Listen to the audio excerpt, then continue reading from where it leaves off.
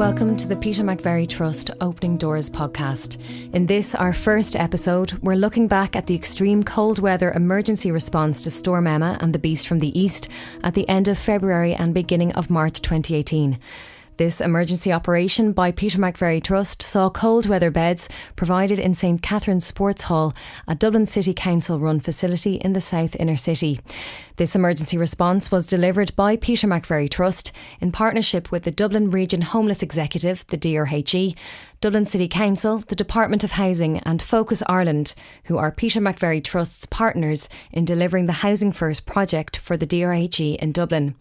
In total, Peter McVerry Trust put in place 185 cold weather beds in Dublin and Kildare, taking a huge number of vulnerable people off the streets and into safe shelter.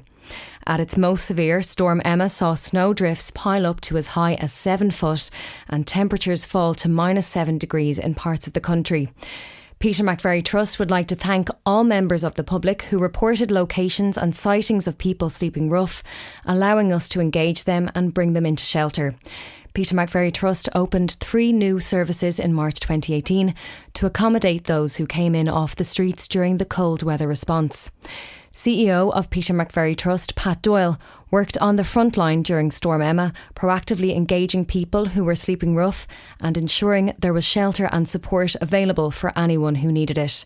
He explains how Peter McVerry Trust came together with state and other voluntary agencies to respond to the needs of people at risk of sleeping rough during the extreme cold weather of Storm Emma. Rough sleeping represents a failure in society, and some of our most vulnerable citizens rough sleep. The biggest deaths in homeless services come from the most vulnerable, and a lot of them are rough sleepers. And so here we had a potential storm coming in that was going to be the biggest storm in over 30 years, and who were going to feel the brunt of that the most. And everybody would agree it would be rough sleepers, and the second catchment group would be the elderly. So we're responsible for homeless people in our services, and the Trust has spent 35 years responding to homelessness. So we have a huge role in relation to rough sleepers. We run the Housing First programme and the intake team with Focus Ireland and ourselves on behalf of the DRHE and Dublin City Council. And so we had to respond. So the director of DRHE rang me on the Saturday, and I said to her, I was just about to ring you. And we had conversations all day Saturday. I had conversations with my national director of services, Brian Friel, and he in turn had it in with his team. And we had the director of Housing First, and so there was a kind of a small core group of people that were ringing each other day in, day out, all during that period, that weekend in advance of the storm. That was all mirrored with conversations going on with Mary Hurley in the Department of Housing and subsequently with the Minister. So there was all these kind of conversations, going around like a hexagon. And we all felt that there was a huge threat to life, a huge risk to this particular target group, and how are we going to respond? So the director of DRHE, Eileen Gleeson, said to me that she could make a hall available in the South Inner City. We have a hostel there called St Catherine's Foyer, and next door to it there's a public gym. Now this hall, we didn't realise at the time, was actually designated as one of 4 major centres in Dublin for a national disaster. The director of DRHE chose it because it was next door to our facility, and she felt that we could be best to respond to that. We would have staff on the ground there and everything else. So we agreed, and our objective then was by Thursday to have everybody who wanted to come in or could possibly come in off the street in. The storm was due to come in on Thursday, and we were gearing up and trying to get as many people in as we could beforehand. We doubled our amount of street teams with Focus Ireland, doubled the amount of vans on the road. All our staff were asked to come in on the Wednesday. If you were due in on the Wednesday, you were asked to stay till Friday. So all staff were asked to come in and bed down. We were looking at a target of the last rough sleeper count in November 17 that said there was 184 people on the street. So we were out targeting as many of them as we could and engaging all the time. We had 40 beds set up on day 1, 70 beds on day 2, 90 beds on day 3, and up to 121 beds by day 4. The hall was huge, you can imagine, like any big sports hall. It had 3 badminton courts going sideways along the hall. It had 2 five-a-side pitches going the length of the hall, and it had 4 basketball courts lined up. So the biggest thing that hit you when you walked into the hall was the scale, the size, and the cold. And I should have said that on day 1 we had this big open hall with heaters, but by day 3 we'd put 4 marquees into the hall. So that we'd broken the hall down to 20, 30 people per marquee. They were much warmer, much more enclosed, much more privacy. But outside the marquees, then we had this food bank set up. We had this dining area up with tellies in. St. Catherine's got a lot of attention. I think we had over 800 media hits. We had every TV station down there. I suppose it was the biggest mobilisation of an emergency response to a particular target group outside of what you would see in the floods. I think I presented every day. I think by Tuesday or Wednesday, we moved into the hostel next door. We were able to commandeer some beds there for staff. So myself, the national director, and one or two others lived there for the week. It was a humbling experience, but we were fully rocking and set up by 9 o'clock on a Monday evening. And we just kept going as long as the need was there. We actually worked with 177 people that week. And the reason for that was that once some of them came into the hall, we then transferred them into permanent hospital beds. And so we were backfilling all the time. We brought in Safety Net. They're a voluntary organisation, part funded by the HSC, huge supporter. The Trust is a huge supporter of Safety Net. They have doctors and nurses. They ran a clinic every day. Our staff assessed people as they came in. We had people being assessed right up until 10 o'clock at night. So we were using it as an opportunity to build a relationship with this client group, to get our knowledge of this client group, and then to see could we find permanent beds for people. So the storm opened up a huge opportunity to intensively engage with these people and to ensure where possible that they didn't return to the street. Sharouk, who works as a taxi driver, stayed in one of Peter McVerry Trust's extreme cold weather beds during Storm Emma after spending the previous 9 months sleeping in his car. Sharouk has since taken up a bed in one of Peter McVerry Trust's new supported temporary accommodation services, where he has access to support from on-site staff as well as the Peter McVerry Trust Accommodation Finders Service, who are helping him to find his own apartment. Sharouk explains how Darren from Peter McVerry Trust helped him by encouraging him to take an emergency bed in St. Catherine's Sports Hall during Storm Emma. Thanks God, I had a cab. I was living in the cab.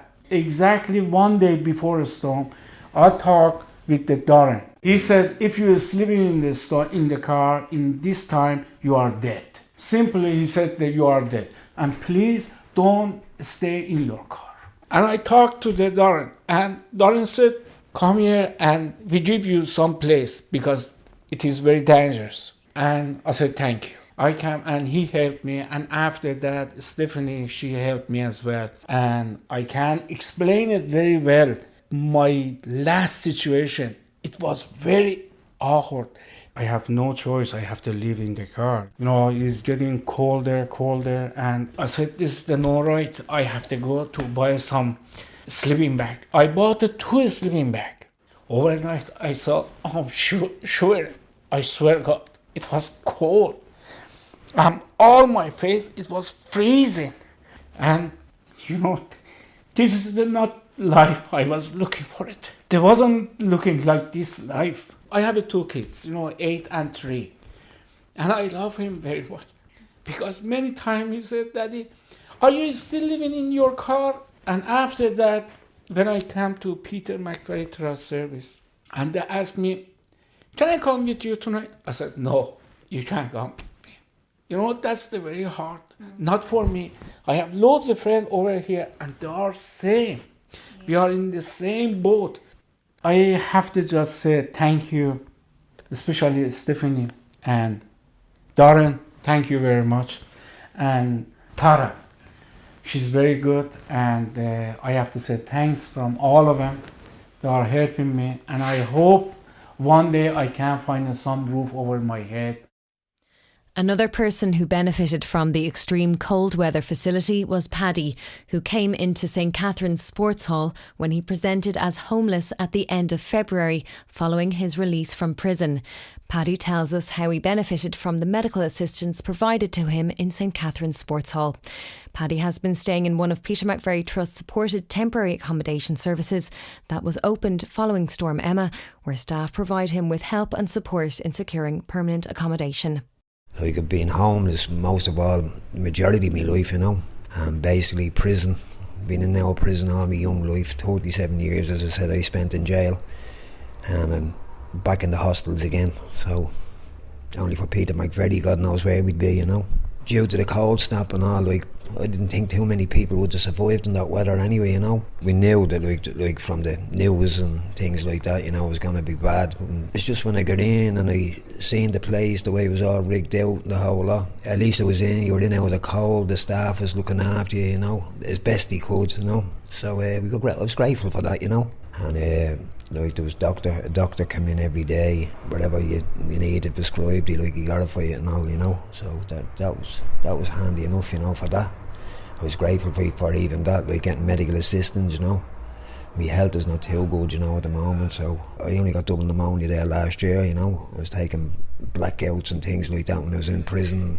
They brought me over, done every type of a scan, everything come back normal. And then, say, 3 days after I went back to the prison, I ended up getting double pneumonia back over again, you know. So that's what I was afraid of, you know what I mean? Like, I didn't know that till we actually arrived there, you know, how long we were going to be there, you know. So from St. Catherine's then, like, they said they were working on trying to get us a 6-month bed. But I'm grateful to be here. It's not too bad, you know. At least you're in out of any type of weather, like if it's cold or raining and things like that. At least you're somewhere to go, like there's hot meals there, not that I eat a lot. But I'm grateful for what I have now at the moment, but I just hope things get a little bit better.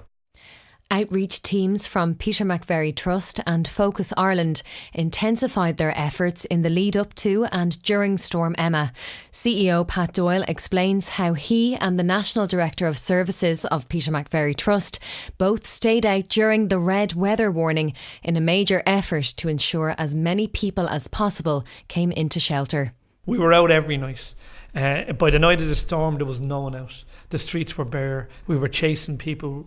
The public were helping. The media were helping. We had calls coming in from all over the city saying I spotted someone in a back lane down in Abbey Street. Everybody was to be off the streets by 4 o'clock. The storm was to hit by 9 o'clock that evening. We were still out. We were the only ones out. We were walking around Dame Street, meeting a couple of homeless people. The only people on the streets outside the homeless people at that time of the night and us were actually tourists who were looking for restaurants. So there was a skeleton amount of people in the city, almost nobody. We stayed out, myself and the National Director, Ryan Friel, the two of us stayed out all evening. At one stage, the only people out by, I think, about 1 o'clock were ourselves and the guards. We had a great relationship with the guards. They were sending people to their Garda stations. We were picking them up. They were alerting us to people who refused to go into the Garda stations. But still, there were homeless people out. So by 2 o'clock that morning, there were still about 30 people out. Our last big roundup was around 5 o'clock. We took in about 6 people on that run, and you know we were beginning to annoy people then. So, and I think the last 6 we took in, I suppose, was the one that hit the media. That was the one that was on the Late Late Show, where we went down Henry Street the wrong way twice or 3 times, I think. Actually, you know, it's a pedestrian zone anyway, so I don't know if it was the right way, but we went up and down it a few times.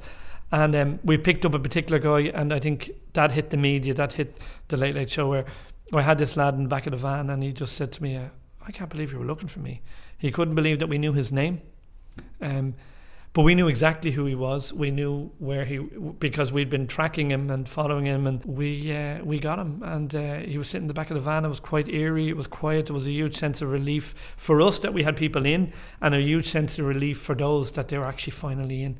And then at one stage, he just popped up in the back of the van. He says, I can't believe you were looking for me. I says, of course we were looking for you. And I named him. And when I named him, he says to me, I believe you know my name. I says, oh yeah. And that was it. Nothing else was said. It was very humbling. And when we went back then, there was a guy, I won't mention his name now, who we'd picked up, say, an hour beforehand, and the staff came running out to say he's leaving. He had taken a bite to eat, he'd had a shower, he'd asked for some new clothes, which we had all set up. But this guy had gone in, he'd got something to eat, had to do a lot of work to persuade him to stay in. And he did. And then I think we did our last run with those 6. And then I think I went up to bed, and my national director rang, I think at 34 minutes past 5, to say that there were 2 more down on O'Connell Street, and they were very vulnerable, 2 more homeless people, and they were very vulnerable, and the guards had rang it in, and would we go back down? And we went down, and there was a non-national male standing outside a Dublin bus in a sleeping bag against the wall, but he was standing. It was too cold, and the snow was building up, and he couldn't lie down. We persuaded him to come in, and there was another lad there across the road at the Savoy, and he just wouldn't come in. So we went out for the last two at 34 minutes past 5. We came back and thinking that I hoped we'd done enough. I'd hoped we'd done our best, and that we were still leaving about 12 people behind. And one of them was the guy we just met. He just wouldn't come in, for God and a man. And there was a worry about that. But thankfully to say, we got back in. The next morning, nobody had passed. And it was another day for us the next morning. The big task the next day was that the roads were completely impassable. We had hired a 4x4 and we were getting out because the public were still noticing people.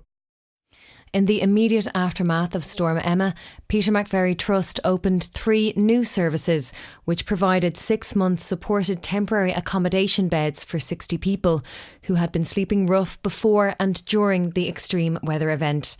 These services were secured with the support of the DRHE, the Department of Housing, the HSE and the Housing Agency. And finally then, what we did then from the Monday to the Wednesday the following week, our job then was to identify new hostel buildings. And we identified 1 in Inchicore and 2 on the North Circle Road. And we turned 2 of them around in 48 hours. We worked with a company called Mon Construction, and they had a team of 65 people working on the house in Inchicore. And then we began then to target the most vulnerable, the most sickest of that group into those 3 hostels. And we created 60 beds there. We created other beds across our own services and across the sector then for the remaining people.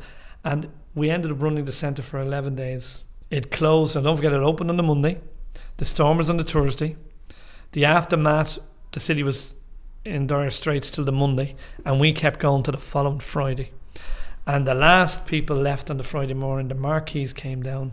The buffers went in to clean the hall. We gave our thanks to Dublin City Council and to the manager there for letting us in. We cleaned up the place, and our last people went into beds.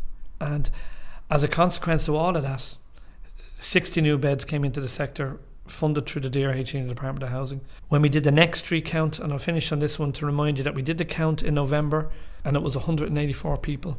We did this response to Storm Emma in March, and then by the end of the month, or early April, the sector, led by the DRHE, did the spring count, and the number was down to 110. We were part of what was the biggest mobilisation of support for homeless people and others across the state that we've witnessed in years, really. So it was really a privilege and great outcomes. So very proud of everybody in the Trust, very proud of everybody from our Director of Services to all his frontline staff, very proud of our communications department who got the message out to the public, very proud of the public for backing us, coming on us. Brennan's Bread gave us, as you know, 200 loaves of bread. So just so proud of everybody who gathered around us and helped us.